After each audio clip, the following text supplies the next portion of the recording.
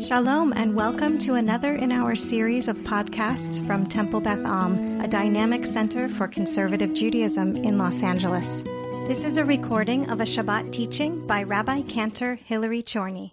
I got kind of cute with the title. I said something's fishy because we're going to learn a little bit about fish. I'm excited. And you happen to be eating tuna, which is a great food for this teaching. So, okay. All right. So, we have a monument to the tuna. Okay, we might get there in our learning. We'll see. So, in the Torah, we have different types of rules around kashrut, around dietary laws. Sometimes those dietary laws are a list of animals that we are prohibited to eat. There are animals that no matter how you slice them, literally, you cannot eat them according to the kashrut laws, according to dietary laws. There are also rules about how one must go about doing kosher slaughter when the animal is within permissibility. And also, in addition to how one does that, how those foods need to be kept separate from dairy foods.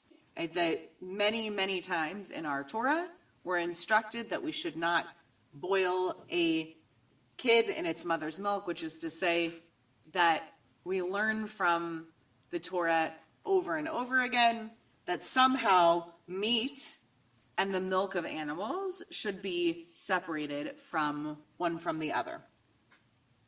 In addition to that, there's this other category that we see in this parasha, the category pertaining to creatures that swim in the sea and bodies of water. And for those, it is neither here nor there. We are neither permitted to eat whatever and slaughter them however, nor are they a list of prohibited animals, but rather rules around how one determines whether this is a creature from the sea that can be eaten according to kashrut or not. In Vayikra, the very first source on your paper, chapter 11, verse 9, Et zeh tochlu, this you shall eat, which is to say, this you are permitted to eat, mikol asher b'mayim, from within all that is found in the waters. So this is already setting up the category that I'm laying out for you from the beginning. There is a category of animals that you may or may not be able to eat, and the Torah is going to tell us explicitly how we know, can we eat this creature, can we not eat this creature. Kol asher lo sinapir v'kaskeset.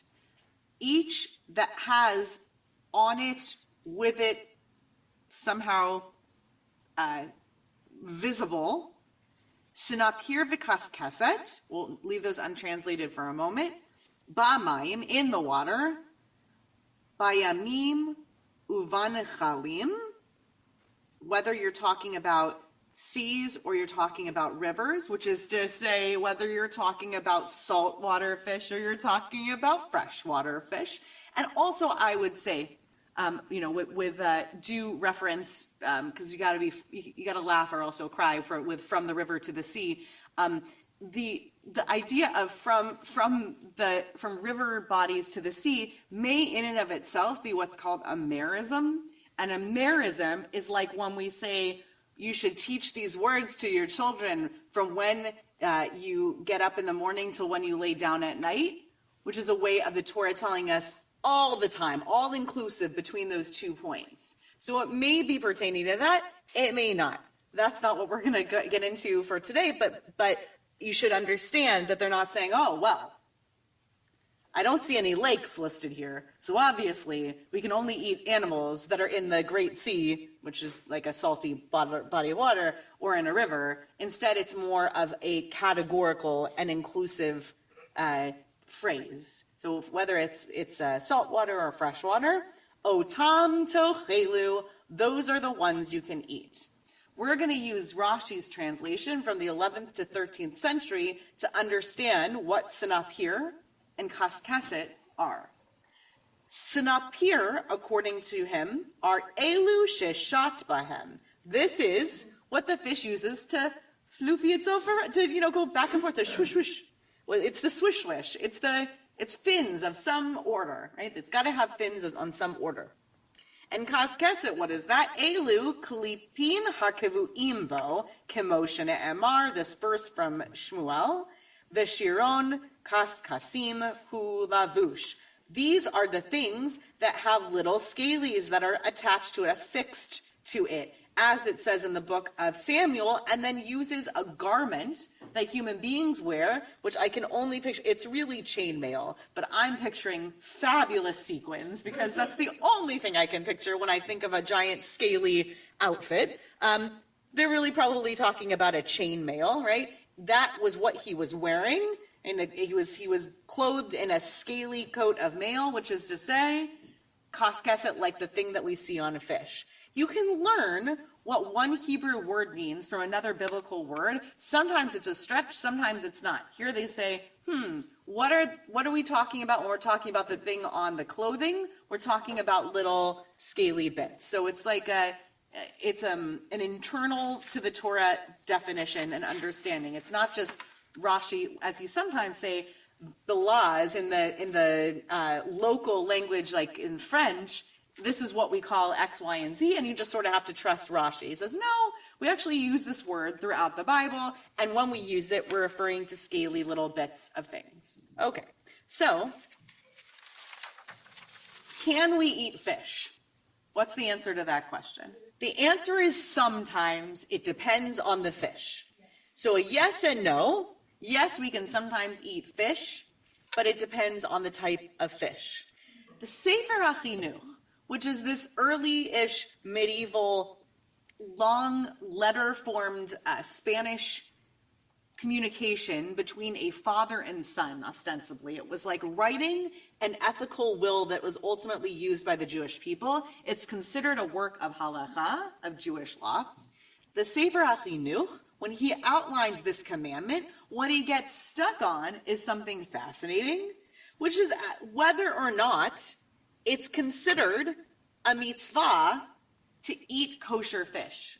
So when he goes to pick it apart, he says, Livdok b'simanei dagim, to check the mitzvah berikat simanei dagim. Pausing on this for a second, the way that the Sefer HaChinuch is organized is pertaining to every mitzvah that's found in each parashah, in order of the phrase or the word to which that can be attributed or that it's hooked upon.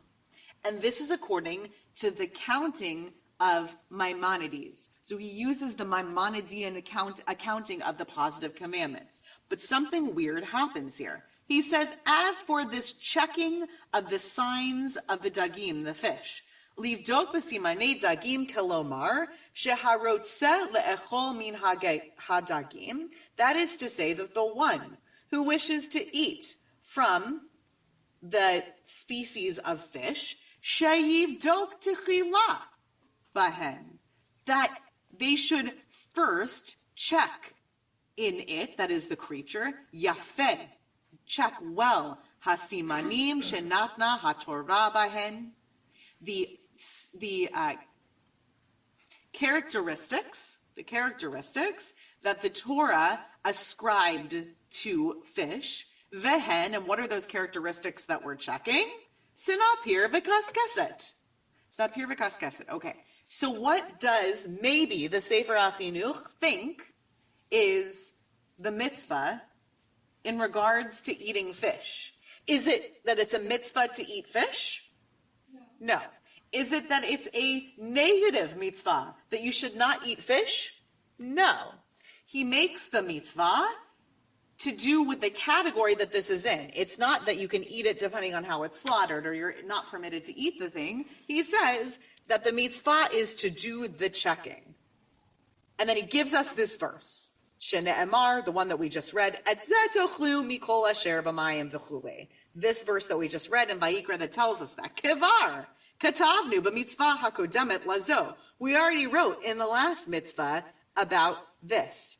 And he's going to say what the this is, Shehar Ramban, that Nachmanides, who comes after our friend who delineated all the mitzvot that the Sefer HaChinuch is relying on. Zichro no livracha, may his memory be for a blessing. Lo yachshov b'minyan hamitzvot bedikat simanim baminim shehitira haTorah. That Ramban, the Nachmanides, not to be confused with Rambam, did not. What's minyan? What's the minyan? Well, what's minyan? What's minyan? It's a gathering, but how many? 10. Okay, so what do we do when we want to make sure, like right now, when I look around the room, what am I doing? What's a minyan? It's the counting. Okay, so when he accounted for all of the mitzvot, which he was trying to get to, let's be honest, he was trying to get to those 613 and going from the number 613 and figuring out which one was counted within that. How do you divide them up? There is a significant amount of conflict isn't the word I'm looking for, disagreement on paper between rabbinic authorities as to which count in the 613 and which don't. Ramban says, this isn't a mitzvah. You're making it up, Maimonides. Very cute that I'm adding words to his words, but it's lovely that you think that this could be a mitzvah because, of course, we are required to check, but he doesn't see it as a mitzvah. Because, and he goes on to explain this, we're not going to pick apart the entire piece from Sefer HaChinuch, but he basically says that you can find in the Gemara, and he gives this example from Chulin, from the Gemara, that they say this is a positive commandment, or this is a negative commandment, and then give some examples of places where that shows up and it doesn't show up here, and therefore, it's not a commandment. So we don't even really have a commandment in regards to eating fish or not eating fish. What we have, I mean, there are other bits to consider, but based on this, it's not necessarily a command. And what might you extrapolate from that? What does that mean for fish and for the eating of fish? Is it a command? Why is it not a mitzvah? How could it be that we don't have a mitzvah when it comes to eating kosher fish or not? That's the number one response to this is that in an ideal world, and we do not live in an ideal world, but in an ideal world, that there's sort of rungs on a ladder of how one ought to be choosing the foods that they eat. And at the highest, most rung of that ladder, you have the version of eating that was commanded to people before the flood and immediately after, right? The Noahide laws, the rules that were set in place, which seem to outline God's preference, God's strong preference, that in a world where we don't need to eat animals, we don't eat animals. So you might come to say that we shouldn't be commanded to eat fish because we don't have to eat fish. Also, what happens if you live in Iowa?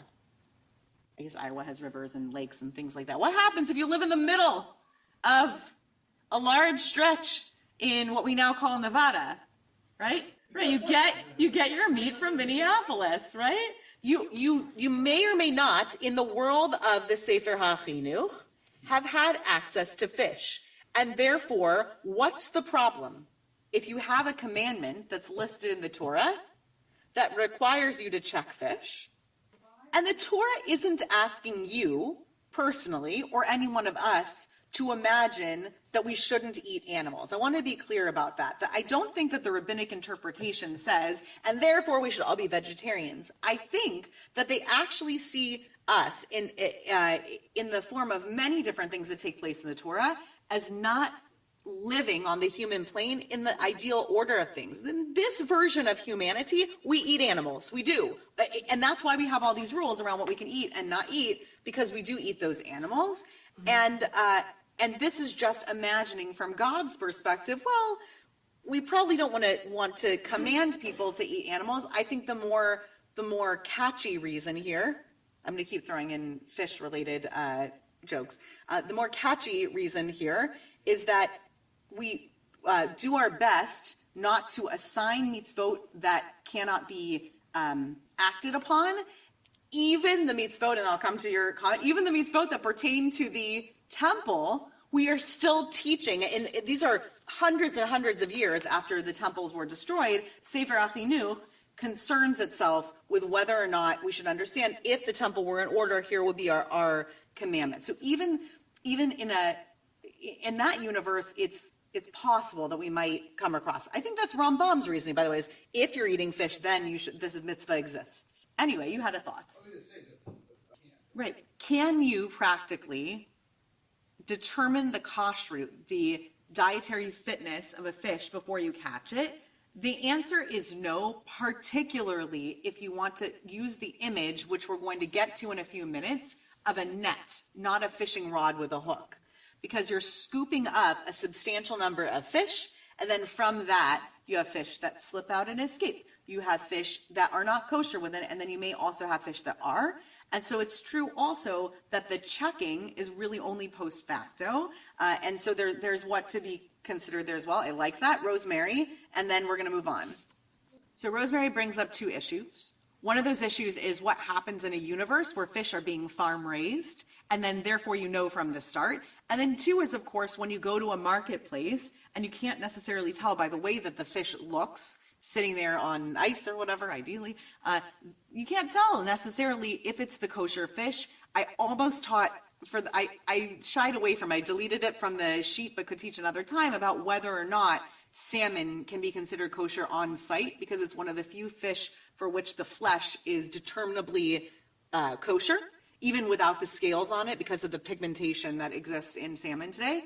But that aside, what I would say is perhaps the rabbis of the medieval era and earlier would have been delighted by the idea of farm-raised fish, because then lehatchila, a priori, before you even get there, you're able to do the thing that you just told us we cannot do by catching fish. If you go out to the sea and you're trying to catch fish, you don't know yet, even before you've caught it, whether it's kosher or not. But if you are farming tilapia, if you are farming salmon, et cetera, which they did in ancient times, is that... Right, exactly. There are fish farms in Kisari. I'm just repeating things for the podcast / the people online. Exactly, and so I think that there's something to that idea, actually, picturing right the engineered market of fish. And it's also the case that just as with so many other things in halacha, you cannot necessarily determine the kashrut even based on the literature that was in our that we were sharing with one another, the oral Torah of 600 by the time of the Gemara, or even by the time of the Sefer HaChinuch or Shulchan Aruch, which we'll look at in a moment, right? Even by medieval times, that's not enough, because the situation in regards to food access, among many other things, is constantly changing, which is why the matter of whether or not a food is kosher is very typically a reference to the local rabbi of the time, because food science, so to speak, and food access is constantly changing. I need to move us to the next topic. I know people have other thoughts, but I've got to move on. Otherwise, we're going to run out of time to talk about what I really want to talk about today, which is, if it's true that we can eat fish, some fish, why is it that fish are not one of the sacrificial animals that are listed? You're cheating? Okay, then I'm going to ban you from contributing until... I'm just kidding. You can contribute as much as you'd like to, honestly or not, but I'm glad you're cheating. Do you see where I'm going with this? Well, I do. You do see where I'm going? Okay. I'm eager in anticipation. Okay, great. My mouth shut from... I'm very excited to explore this. I'm bothered by the notion that fish aren't even considered by the Torah. We don't even get a rejected, this fish, this you shall not bring, nothing. The fish aren't even brought up, and it clearly is on the minds of many of the rabbis who are considering what ought to be korbanot or not to be korbanot. What's the deal? Be very Seinfeldian about it. What's the deal with fish? Like, why are fish such an exceptional category?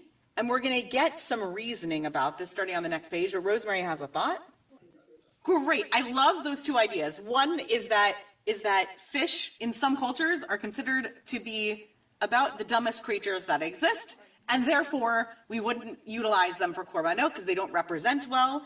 I think you're going to be surprised on the reasoning based on that thought. And two, which I love, I've never considered, as we read in this week's Torah portion, blood is an extremely vital part, literally and figuratively, of how we offer sacrifices. So fish, I don't know how many of you have experienced this, but while they're messy in the form of slaughter, so to speak, they're not necessarily bloody, and that leaves us perhaps wanting in the sacrificial system. We're going to skip right to to Dina Weiss's explanation of why fish don't show up as sacrifices in this new system of Seudah Shlishit, where I am the only person who is mic'd for purposes of online, etc. I'm going to go ahead and read it, even though I would delight if someone else was reading, but I apologize, you're hearing a lot of my voice. Okay, here we go. With this lens in mind, talking about what fish are and aren't utilized for, we're going to take this one paragraph at a time. We need to return to what fish represent to understand why they would be considered unfit for korbanot, that is to say, sacrifices.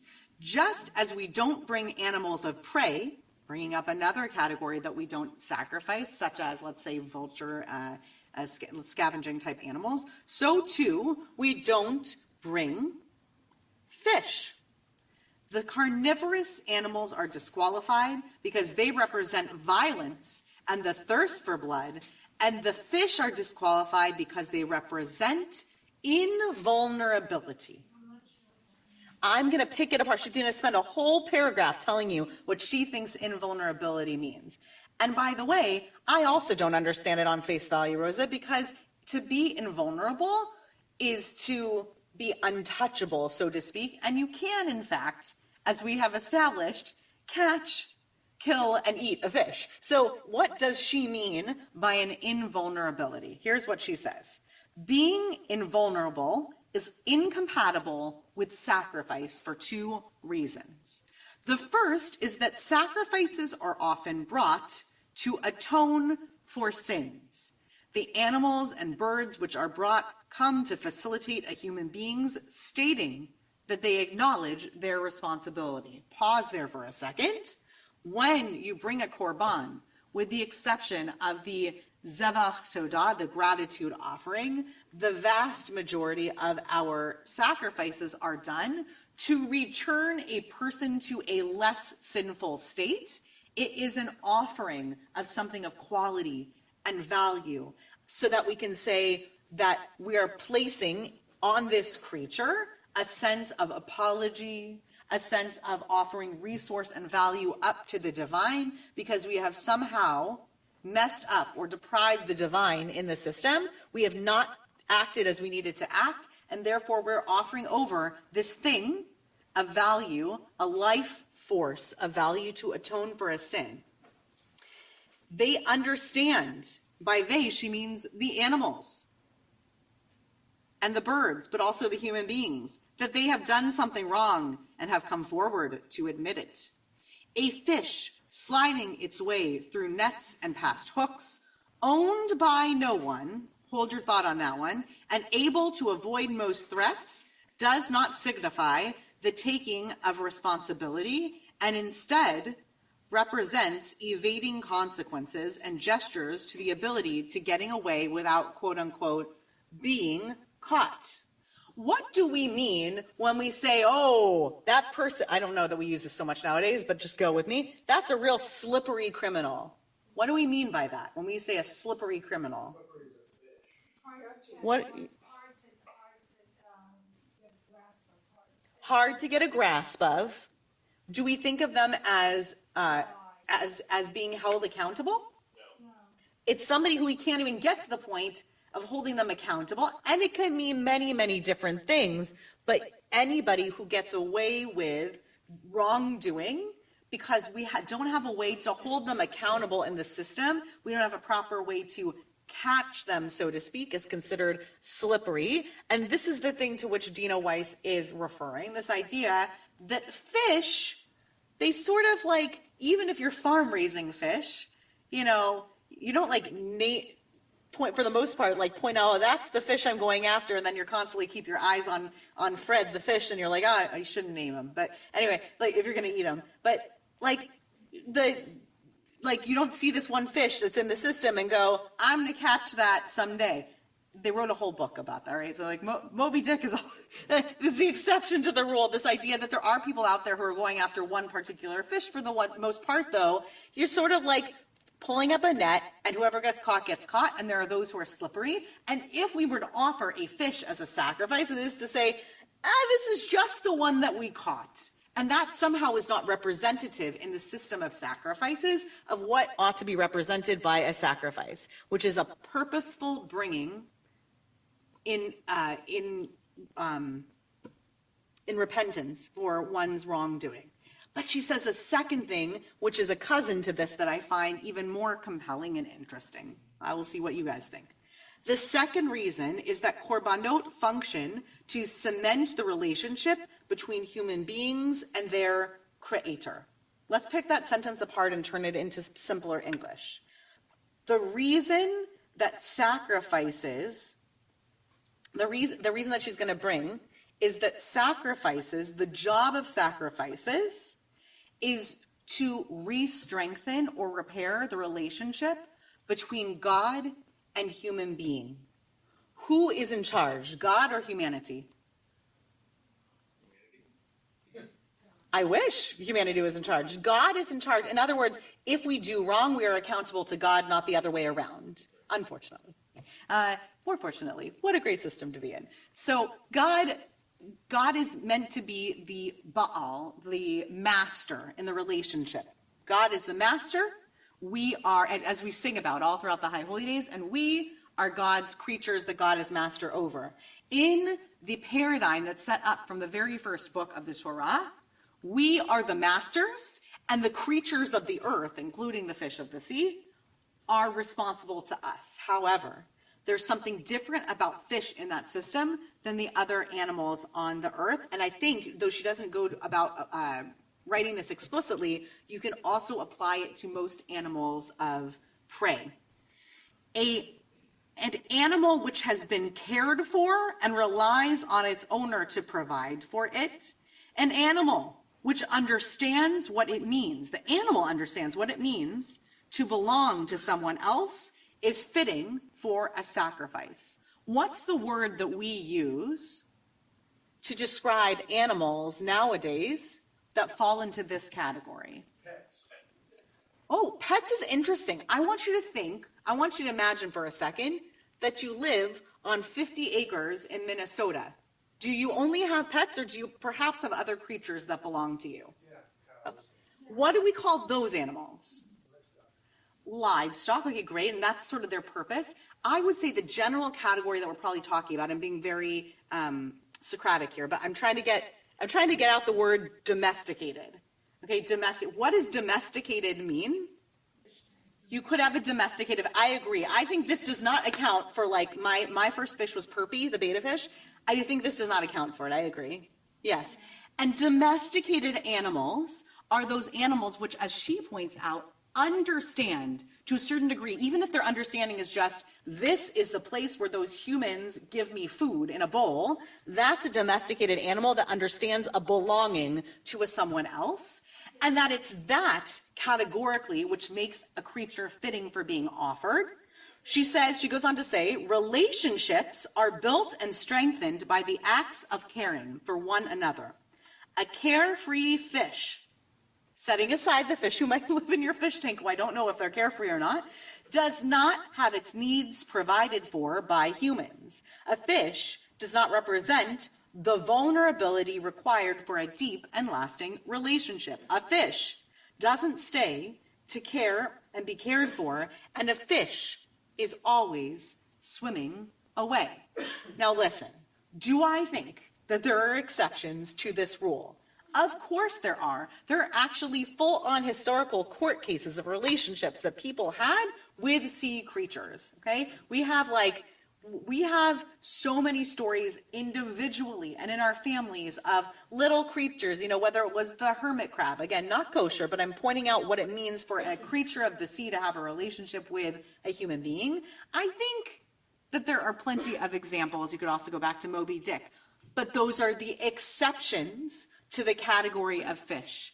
Fish are invulnerable in that they cannot be guaranteed to be caught in the way that if you are keeping livestock, you can. Whether or not you want to bring them to slaughter is another story, but if you want to bring one of your livestock to slaughter, you can do that because you are the master and they are the creature. We are never, according to Dina Weiss's understanding, and I like where she goes with this, we're never completely the master of a fish. So it's actually, I would say, Rosemary, somewhat the opposite, to a certain degree, of the notion that fish are the dumbest creatures that can be.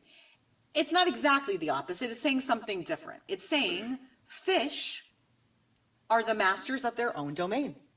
We are not actually their masters. And because they're the masters of their own domain, whatever salty or unsalty water they might be in, we don't offer them as sacrifices in the same way. Now, lest you think that this is a lone voice on the notion of what does and does not matter in the relationship between fish and human being, what she points out in addition are a series of sources that we're going to end our learning with about fish and the way that the Torah itself and that the Tanakh, the bigger biblical canon, acknowledges fish as a metaphorical and relational creature to the human being. How do we think of the fish according to the Torah? I'm going to go back to something that I said in the beginning. It's one thing for Rashi to come along and say, oh, kaskeset, that means X. It's another thing for Rashi to say, oh, kaskeset, well, if you look in the book of, what do we say, Shmuel, then you see that this is what's used as reference. Using similar reasoning, we're going to look at the way that fish and human beings are portrayed one to the other. So we're looking at Brachot 28. This is a piece from the Babylonian Talmud, from Brachot, the very first tractate as we enumerate them. The 20th page, Rabbi Yossi bar Rabbi Chanina Amar Mehacha. So, Rabbi Yossi, he happened to be the son of Rabbi Chanina, but he said in the name of Rabbi Chanina. That's a funny translation. V'yidgu larov b'kerev haaretz. Is it familiar? We use it in our liturgy all the time. What is yidgu larov b'kerev haaretz? Ma dagim shebayam. That the yidgu, which we say is a multiplication, is a reference to the dagim, the fish, shebayam, mayim mechasin alehan, ve'ein ayin hara sholetet bahem. Just like those fish that are in the sea, water covers them, and there is no ayin hara, there's no evil eye that has sholetet bahem, that, like we were saying, kind of has a dominion over them. Af zaro shal Yosef ein ayin hara sholetet bahem. So, and thusly, did the seed of Joseph, as in us, which is an interesting thing to refer to. I don't have the time to pick apart why we're saying the seed of Joseph and not another reference to who Bnei Yisrael are, the Israelites. The evil eye also has no dominion over who? Just like the evil eye has no dominion over fish, it has no dominion over the Jewish people. So because the fish somehow are free from the evil eye, because they have the cover of the water, the image here is that we, too, as Bnei Yisrael, have a kind of covering, alike or akin to the waters of the sea, covering us and protecting us from ayin hara, which isn't literally an evil eye, but rather a sense of cursedness in the universe. Habakkuk, looking at the book of our prophet, usually I try to stay in chronological order of sources. Habakkuk is clearly hundreds and hundreds of years before Brachot, so my apologies. So this reference that is going to somewhat explain the piece in Brachot, but Ta'aseh Adam Kidgei Hayam, you've made humanity like what? The fish of the sea, Keremes lo moshelbo, like creeping things, like the crawly things on the earth, that's also like the snakes of the earth, that have nothing that rules over them. Kulo bechacha he'ala, yigorehu bechermo, v'asfehu b'michmarto, al kein yismach v'yagil. God has fished them all up with some sort of a fishing line, pulled them up into a type of a dragging netting, and gathered them all up in sort of this divine net. That is why, al kein Yizabeach lechermo. That's why he sacrifices to this trawl, this collective. Vikater lamich marto ki vahema shamein chalko umachalo biyira. And he makes offerings to that net, because through these, the person who makes the offering, their portion is rich and their nourishment is like the fat of creatures. The real proof in this text is just the notion that there is a one-to-one metaphor offered by Habakkuk, that who are we like? We are like the fish of the sea, which is to extend an answer to the question, why don't we sacrifice fish? Because they are, according to our prophet Habakkuk, our likeness in this world as creatures. Our likeness as this world of creatures, therefore makes us uncomfortable to offer them as sacrifices. Two last texts and we'll end. From Avodah Zarah, another place in the Talmud. Rabbi Yehuda says that Shmuel says, what is the meaning when it is written in Habakkuk, that text that we looked at, and makes people as the fish of the sea, as the creeping things that have no ruler over them? Why are people, Lama nimshalu b'nei Adam kidgei hayam? Why are people compared to the fish of the sea? This just goes to say to you, just as with regard to the fish of the sea, once they arise onto dry land, they die immediately, so too is it with people. But what can we not live without? You would think that's what they would say, but no. Here we get the real spiritual answer to the question, as opposed to a practical answer to the question.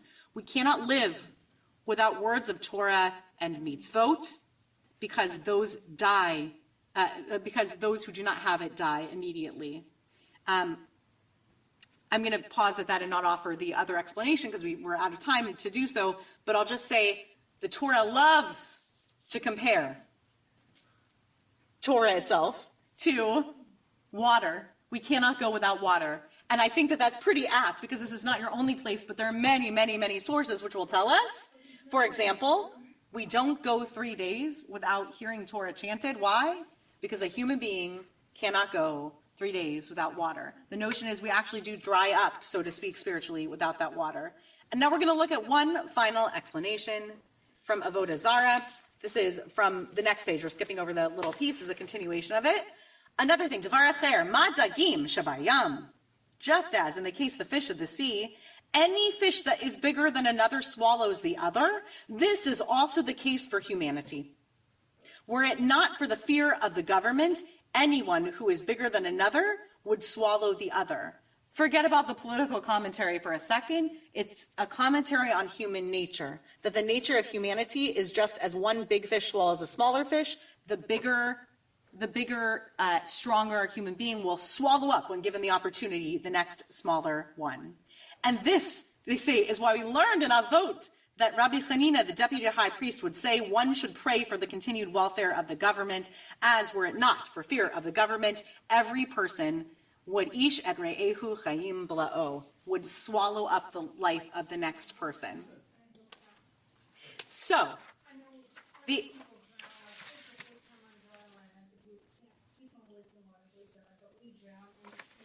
we would drown in water. And that's why the comparison is not to what happens with us in water, but rather humanity and Torah. So the takeaway from this, from the notion of why we can eat fish, but we don't sacrifice fish, from my perspective, is not because fish fall into this category of such an